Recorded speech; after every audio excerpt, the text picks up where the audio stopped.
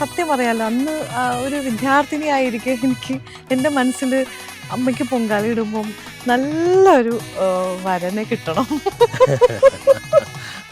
അത് 10ാം ക്ലാസ്സിൽ. അത് 10ല്.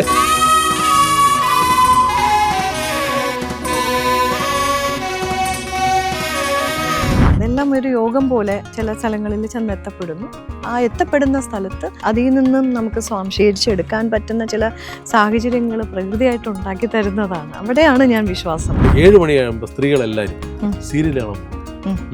അപ്പം ഈ സീരിയൽ നിർത്തി കഴിഞ്ഞാൽ ഈ കേരളത്തിലെ എല്ലാ പ്രശ്നങ്ങളും തീരും. ഇന്ന് വരെ സീരിയലും സിനിമയിലും വരാത്ത കാര്യങ്ങളല്ലേ മനുഷ്യബുദ്ധിയിലും കുബുദ്ധിയിലും ഒക്കെ ചെയ്യുന്നത്. അപ്പൊ പിന്നെ മീഡിയാസിനെ മാത്രം, അല്ലെങ്കിൽ ആ ഒരു എന്റർടൈൻമെന്റ് ഏരിയയെ നമ്മൾ കുറ്റം പറഞ്ഞിട്ട് കാര്യമേ ഇല്ല. സോഷ്യൽ മീഡിയയിൽ ഇത്തരം കമന്റുകൾ ഇടുമ്പോഴും ചില ആളുകൾ അത് സംഖ്യയായി കിട്ടാത്ത മുന്തിരി പുളിക്കും അങ്ങനെ പറഞ്ഞ മാതിരിയാണ്. അത് അനുഭവിക്കുന്നവർക്കല്ലേ അത് മനസ്സിലാവുള്ളൂ. അവിടെ ചെന്ന് എത്തപ്പെടുന്നവർക്കല്ലേ മനസ്സിലാവും. കമന്റ്സോ കാര്യങ്ങളോ എഴുതി വിടുന്നവർക്ക് പലതും ആകാം.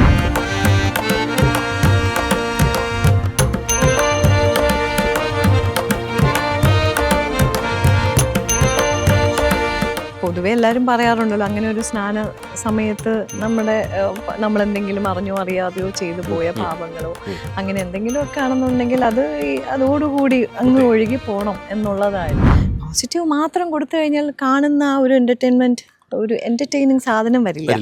നെഗറ്റീവ് വന്നാൽ നെഗറ്റീവിനെ അടിച്ചിടുന്ന പോസിറ്റീവിനെയാണ് നമ്മൾ കാണിക്കാൻ ശ്രമിക്കുന്നത്. നമ്മളിപ്പോൾ മലയാളികൾ ഏറെ അഭിമാനിക്കുന്ന ഒരു താരമാണ്. അപ്പോൾ എല്ലാവരും ചിന്തിക്കും, ഈ ഇത്ര ഊർജ്ജസ്വലമായി ഇത്ര തേജസ്സായി എങ്ങനെ നമുക്ക് ഇങ്ങനെ കുറേ കാലം പോകുന്നത്? ഇതിൻ്റെ പിന്നിൽ എന്തെങ്കിലും ഒരു ആത്മീയ ശക്തി ഉണ്ടോ, ആത്മീയത ഉള്ളിലുണ്ടോ? അപ്പം സാധാരണ ആറ്റുകാൽ പൊങ്കാലയ്ക്ക് പോകുമ്പോൾ ചേച്ചിയെ ചുറ്റിപ്പറ്റി ക്യാമറകളൊക്കെ ഇങ്ങനെ പൊങ്കാല ഇടാൻ പോകാറുണ്ട്.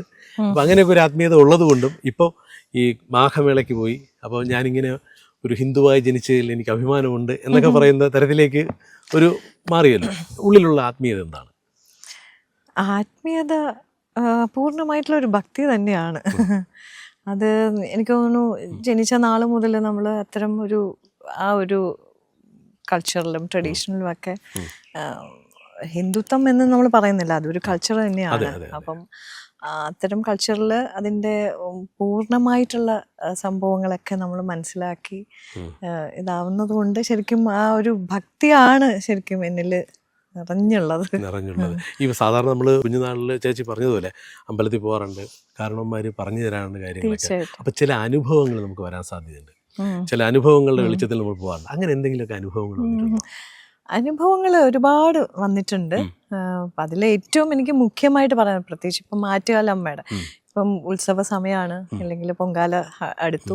അപ്പം അത്തരം അമ്മയുടെ ഒരു വലിയ ഭക്തയാണ് ഞാൻ. വളരെ കുഞ്ഞുനാൾ മുതലേ പൊങ്കാലയിട്ട് അമ്മയോടൊപ്പം അമ്മൂമ്മയോടൊപ്പം ഒക്കെ പൊങ്കാലയിട്ട് ശീലിച്ച് എത്രയോ വർഷങ്ങളായി നിരന്തരമായി, അല്ലെങ്കിൽ ഒരു ഇടയ്ക്കിടയ്ക്കുള്ള ഒരു 4-5 വർഷങ്ങൾ വിട്ടുപോകും. കാരണം എന്ന് വെച്ചാൽ നമ്മുടെ സ്ത്രീ സഹജമായിട്ടുള്ള ചില ഇതുകൊണ്ട്.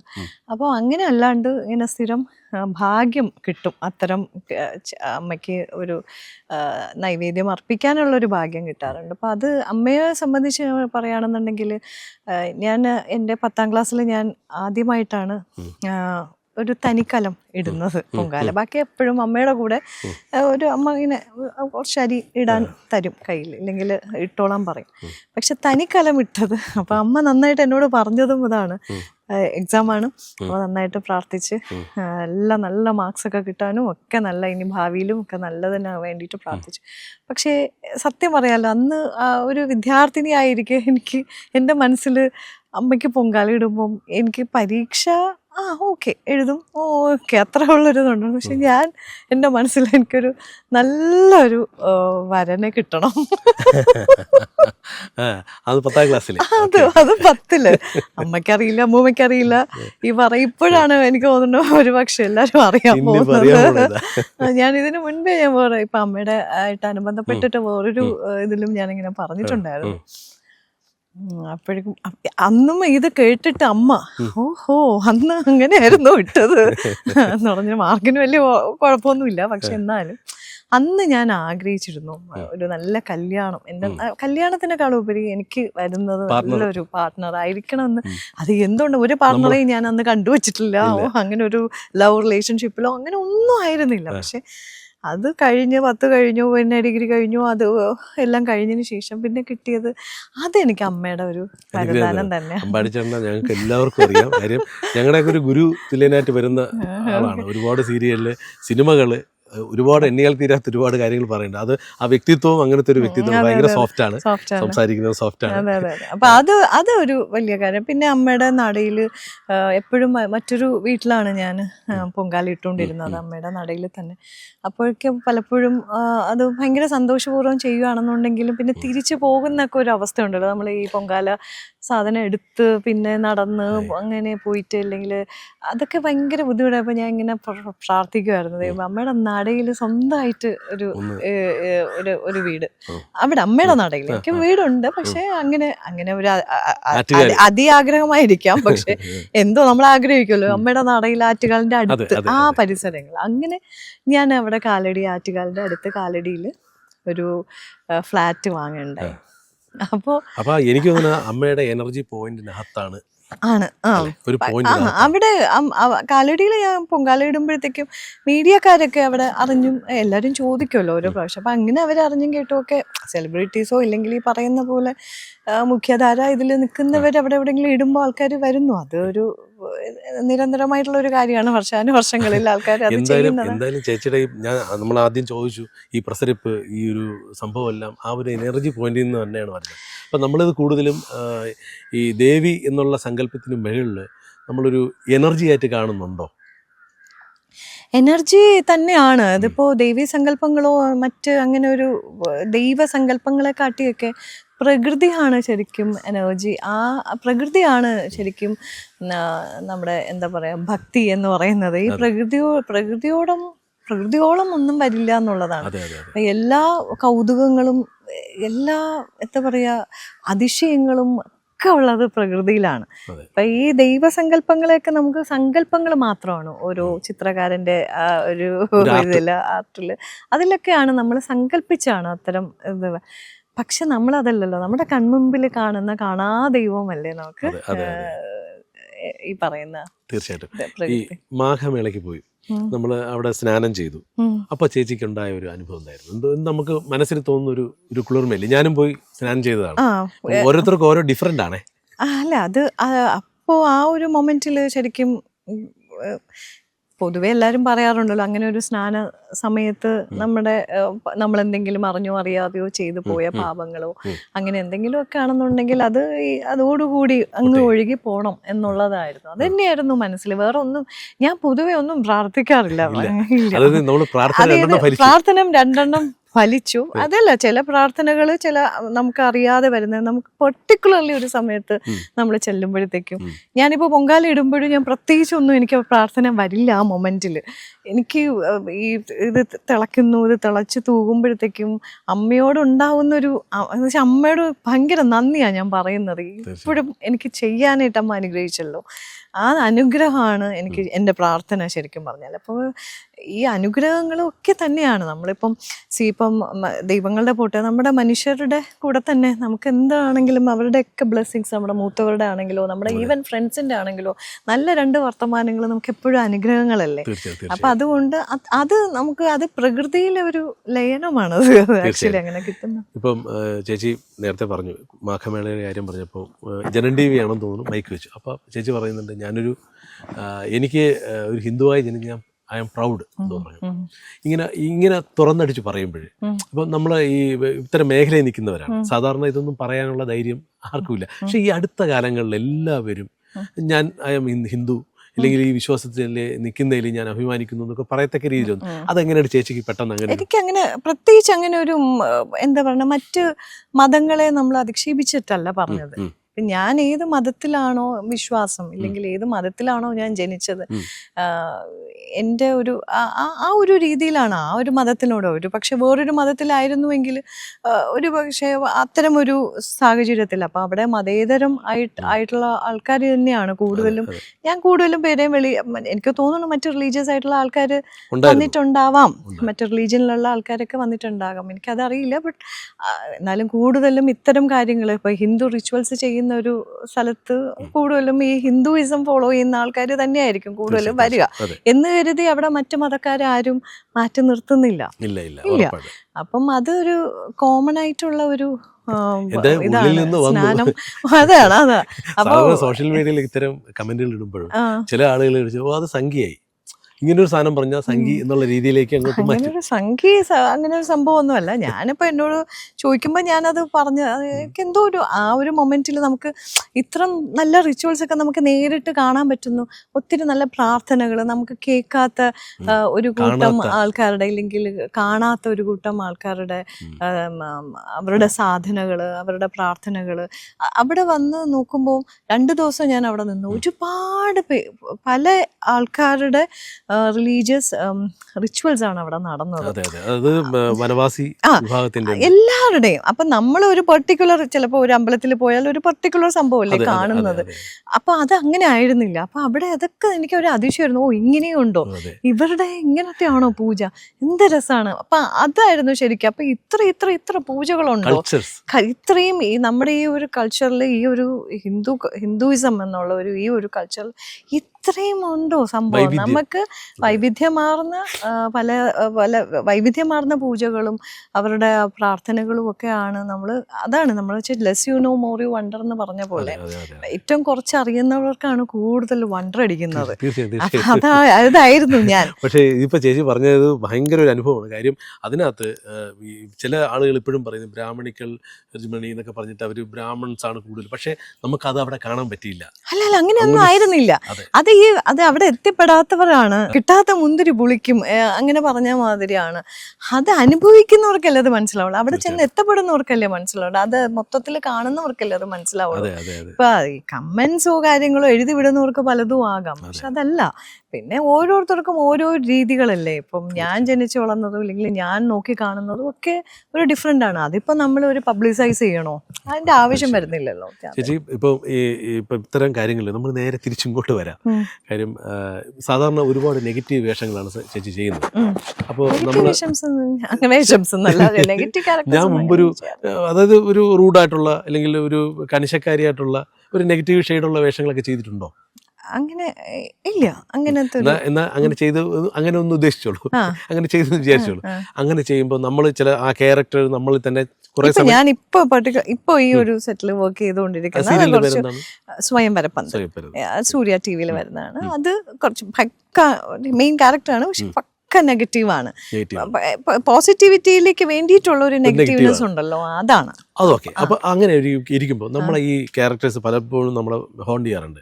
അപ്പം നമ്മളത് ഒരു വീട്ടിലെത്തുമ്പോഴും ചിലപ്പോൾ നമ്മൾ ആ ക്യാരക്ടറായിട്ട് ചിലപ്പോൾ നിന്നെന്ന് വരാം.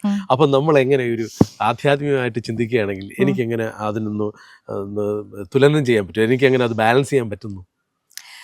ലൈക്ക് ഈ വർക്ക് ചെയ്യുന്നത് ഒരിക്കലും അതിനെ ക്യാരി ഓവർ ചെയ്യാറില്ല ഞാൻ പൊതുവേ. ഒരിക്കലും ഇല്ല. അത് ഒരുപാട് കഥാപാത്രങ്ങൾ നമ്മൾ ചെയ്തിട്ടുണ്ടല്ലോ. അപ്പം അതൊക്കെ അവിടെ ലൊക്കേഷനിൽ ചെയ്യുന്നു, കളയുന്നു.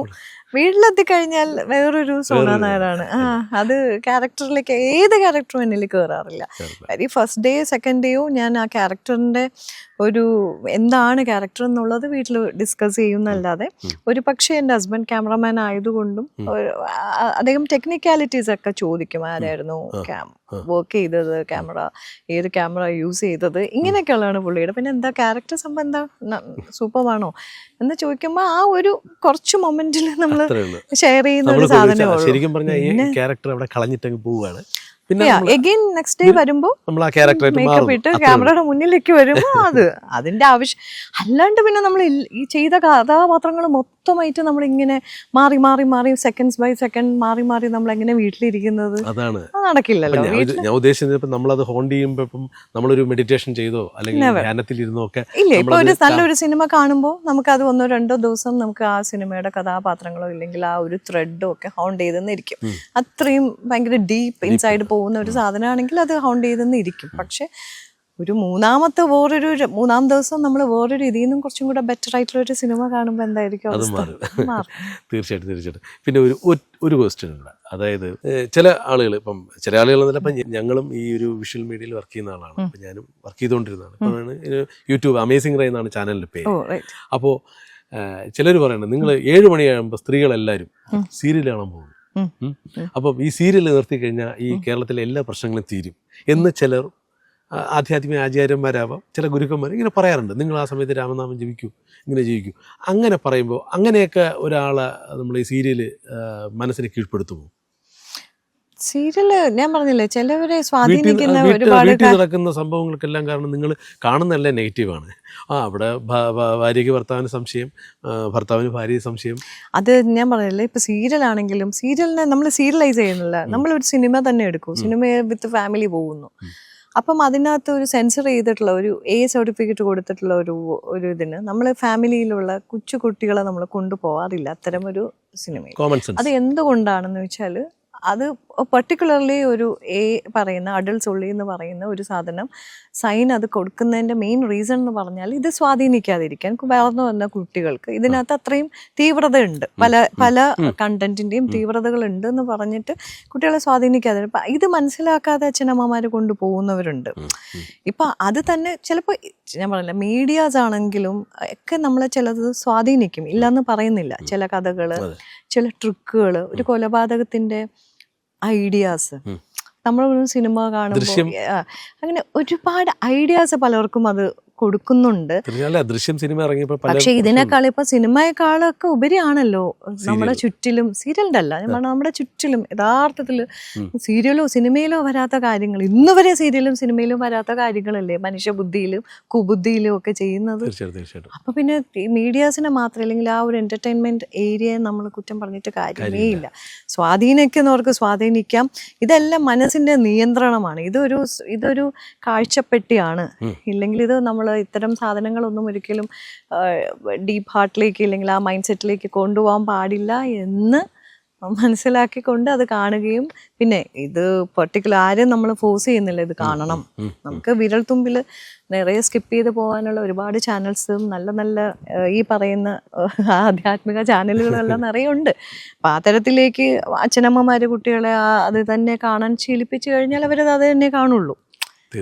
അപ്പം ഇതെല്ലാം ഈ പറയുന്ന പോലെ നമ്മുടെ മനസ്സിന്റെ നിയന്ത്രണമാണ്. സീരിയൽ കാണണോ 7 മണി തൊട്ട് 10 മണി വരെ അച്ഛനമ്മയും തീരുമാനിക്കണം. വിത്ത് ഫാമിലി കുഞ്ഞുങ്ങളുടെ കൂടെ ഒപ്പം കാണണോ. അപ്പം അതിൽ വരുന്ന ചില പോസിറ്റീവ് മാത്രമായിട്ട് ഒരു സ്ഥലത്ത് നമുക്ക് കൊടുക്കാൻ പറ്റില്ല.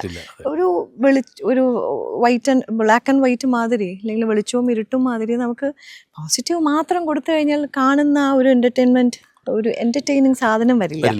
നെഗറ്റീവ് വന്നാൽ നെഗറ്റീവിനെ അടിച്ചിടുന്ന പോസിറ്റീവിനെയാണ് നമ്മൾ കാണിക്കാൻ ശ്രമിക്കുന്നത്.